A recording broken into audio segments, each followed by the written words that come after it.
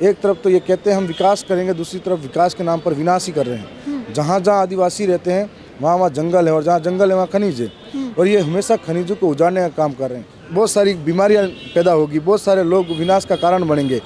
ये सब सरकारें किसी एक ऑपरेटर की जिद पे कर रही है। आधुनिक भारत चाहिए, ऐसा भारत जिसमें पेड़ पौधे और प्रकृति को नुकसान किया जाए। आधुनिक भारत ऐसा चाहिए जहाँ पर स्टैचू ऑफ यूनिटी के नाम पर हजारों गाँवों को विस्थापित करना पड़े। तो ऐसा आधुनिक भारत मुझे किसी भी सूरत में नहीं चाहिए जहाँ पर आदिवासियों की जान और ज़मीन से खेला जाए। सत्ता में अगर ये सरकार रहती है तो विपक्ष में वो बात नहीं करती है, और अगर वो सत्ता में है तो विपक्ष में ये बात नहीं करती है। दोनों ही सरकारों की मिली भगत। और यहाँ दिल्ली में आपको लगता है कि कांग्रेस बीजेपी अलग अलग है, हमारे वहाँ हमारे सामने दोनों पार्टियाँ एक होकर लड़ती है चुनाव। जुल्मी सरकार है, तानाशाही सरकार है, इनके खिलाफ एक होकर लड़िए, नहीं तो आज बारी आदिवासी की है, कल बारी आपकी भी होगी। नमस्कार, मैं ब्यूटी गिरी और आप देख रहे हैं नेशनल दस्तक। छत्तीसगढ़ में जब सरकार बदली तो लोगों को उम्मीद आई कि अब बदलाव होगा और कुछ बेहतर होगा, विकास की बातें होंगी और तमाम चीज़ें ऐसी उम्मीद जगी। लेकिन जब अब जो हो रहा है, जंगलों की जिस तरीके से कटाई हो रही है, वो तस्वीरें देखकर दुख हो रहा है और इसकी आपत्ति जो है वो लगातार उठाई जा रही है। इस पर आवाज़ क्या कहेंगे सर, क्या कुछ वहाँ का माहौल है, क्या जनता इससे क्या खुश है, नाराज़ है, क्या कुछ है वहाँ? जी, मैं दक्षिणी राजस्थान के प्रतापगढ़ जिले के धरियावद विधानसभा से विधायक हूँ और भारत आदिवासी पार्टी से विधायक बना हूँ। और वहाँ पर मैं सोशल मीडिया पर अखबारों की कटिंग के माध्यम से जानकारी ले रहा हूँ। कुछ मित्र मिलने वाले हैं, वो बता रहे हैं कि कांग्रेस की सरकार रही तब भी हमारे पास जबरन ग्राम सभाओं की परमिशन लेकर, और फिर बीजेपी की सरकार रही, हम हर बार भरोसे रहे कि आदिवासियों के 3 जिलों के अंदर वो हंसदेव जंगल फैला हुआ, घना बसा हुआ है, वहाँ जीव जंतुओं का घर है, और वहाँ पर सबसे ज़्यादा हाथी भी पाए जाते हैं, भालू पाए जाते हैं। ऐसे में लोग जंगलों में रहते हैं, उनका जीवन उन जंगलों से चलता है, उनकी संस्कृति उन जंगलों से जुड़ी हुई है, उनका प्रकृति प्रेमी है वो लोग, और उनकी संस्कृति, रीति रिवाज, बोली भाषा उन जंगलों से जुड़ा हुआ है। यदि जंगल उजड़ेंगे तो वो आदिवासी कहाँ रहेंगे, वो जीव कहाँ जाएंगे? सब कुछ नष्ट हो जाएगा, कुदरत, ये प्रकृति नष्ट हो जाएगी।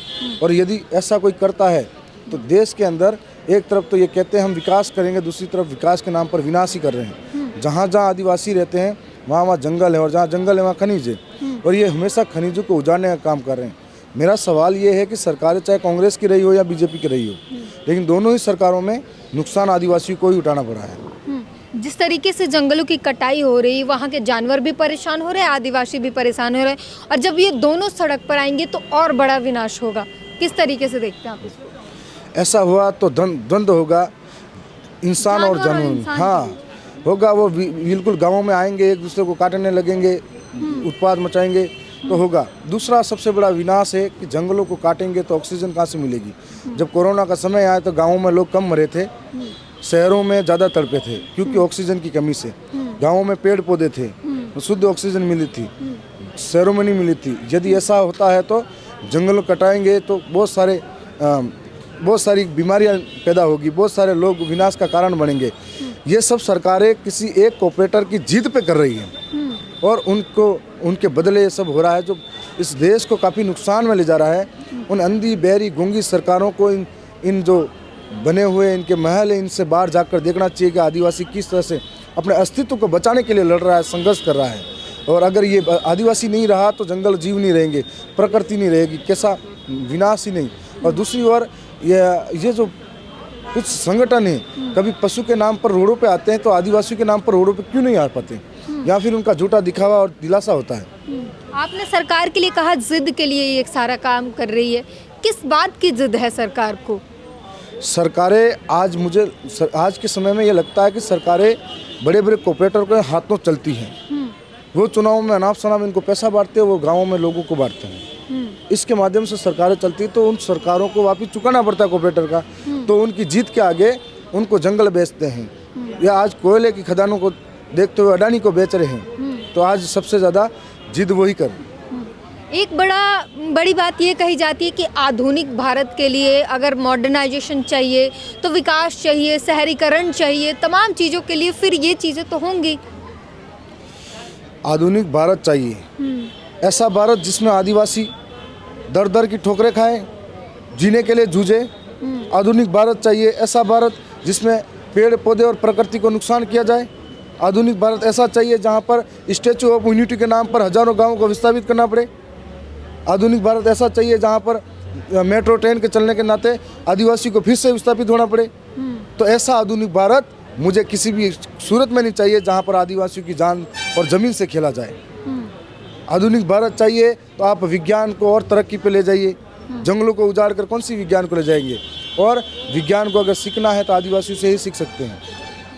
आदिवासियों की वजह से आज पूरे देश के अंदर आदिवासियों की वजह से सब कुछ अलग बदला है। तो इसलिए विकास विनाश काले विपरीत बुद्धि, जो सरकारों की बुद्धियाँ अभी विपरीत चल रही है। आधुनिक भारत के नाम पर एक तरफ तो उन सरकारें आदिवासियों को दिखाती कि हम कुछ देना चाहते हैं, दूसरे हाथ से बहुत कुछ लूटती है सरकारें। इसका नुकसान हमको उठाना पड़ता है। एक तो गुस्सा जो है वो उन लोगों पर भी जताया जा रहा है, छत्तीसगढ़ के लोगों पर जिन्होंने चुनाव में वो मतदान किए, बीजेपी के पक्ष में जो गए, उनके लिए भी गुस्सा है कि जो किया वो भुगतो।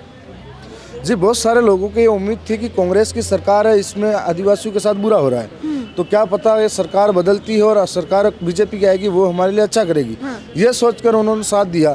लेकिन वो ही सरकार, चाहे वो ये रही हो या ये रही हो, सत्ता में अगर ये सरकार रहती है तो विपक्ष में वो बात नहीं करती है, और अगर वो सत्ता में है तो विपक्ष में ये बात नहीं करती है। दोनों ही सरकारों की मिली भगत। और एक बात यकीन दिलाता हूँ आपको, यहाँ दिल्ली में आपको लगता है कि कांग्रेस बीजेपी अलग अलग है, हमारे वहाँ हमारे सामने दोनों पार्टियाँ एक होकर लड़ती है चुनाव।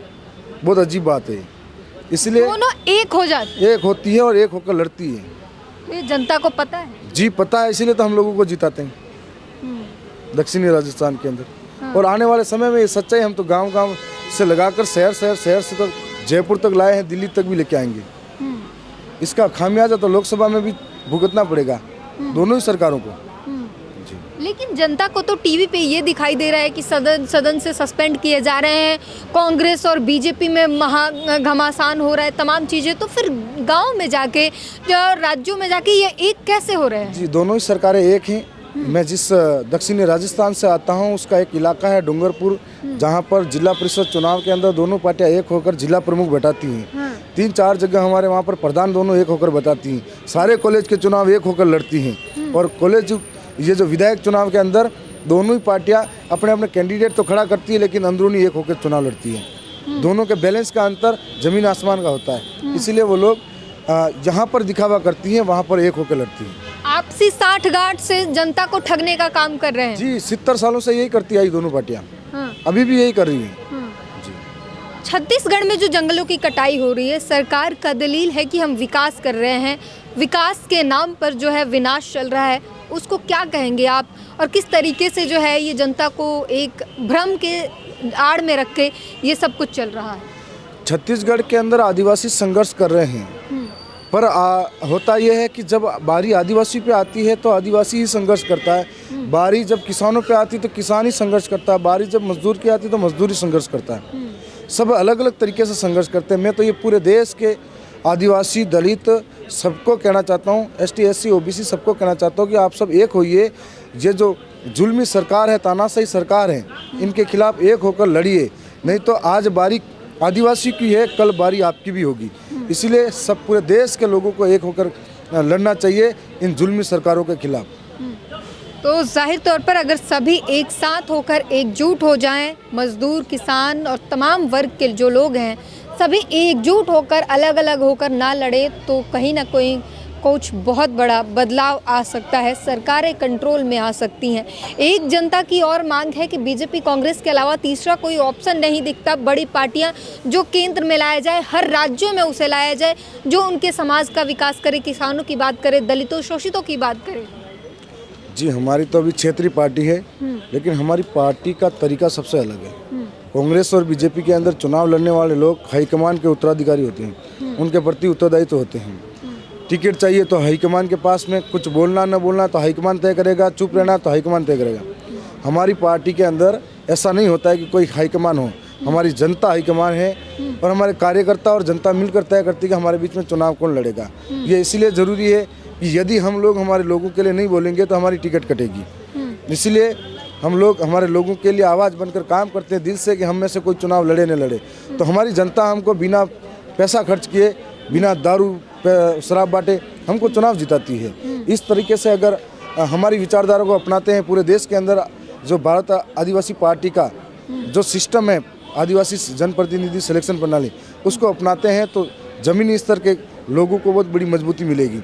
और दक्षिणी राजस्थान के अंदर लगातार हम लोग वोट बैंक बढ़ाते जा रहे हैं। अभी 2 महीने पहले ही हमारी पार्टी लॉन्च हुई थी और पहली बार चुनाव लड़ी, 12 लाख वोट के आसपास लेके आई और 4 विधायक निकले, एक तो मध्य प्रदेश में और 3 राजस्थान के अंदर। हम लोग सेपरेट बिल प्रदेश की मांग कर रहे हैं और हमारी रीति रिवाज, बोली, भाषा, परंपरा 4 राज्यों के पड़ोसी जिलों की एक जैसी है, लेकिन हमको आपस में बांटा गया है। तो आज हम लोग फिर से मिलना चाहते हैं, तो हमारी एक आवाज़ मध्य प्रदेश की विधानसभा में भी गई है, राजस्थान में भी गई, आने वाले समय में गुजरात और महाराष्ट्र में भी पहुंचेंगे। तो ये बड़ी बात बताई इन्होंने और पॉलिसी जो है इनके काम करने की उसके बारे में बताई, किस तरीके से जनता इन पर भरोसा करती है और इन्हें जीत दिलाने का काम करती है। इस पूरे बातचीत पर अपनी प्रतिक्रिया ज़रूर दीजिए। कैमरामैन तौहीद के साथ ब्यूटी गिरी, नेशनल दस्तक। नेशनल दस्तक की आपसे गुजारिश है कि अगर इसको बचाना चाहते हैं तो नेशनल दस्तक को सब्सक्राइब करने के लिए रेड कलर के सब्सक्राइब बटन को दबाएं, फिर बेल आइकन की घंटी दबाएं। नेशनल दस्तक को बचाने के लिए बहुत जरूरी है कि हर खबर को शेयर करें, लाइक करें, कमेंट जरूर करें।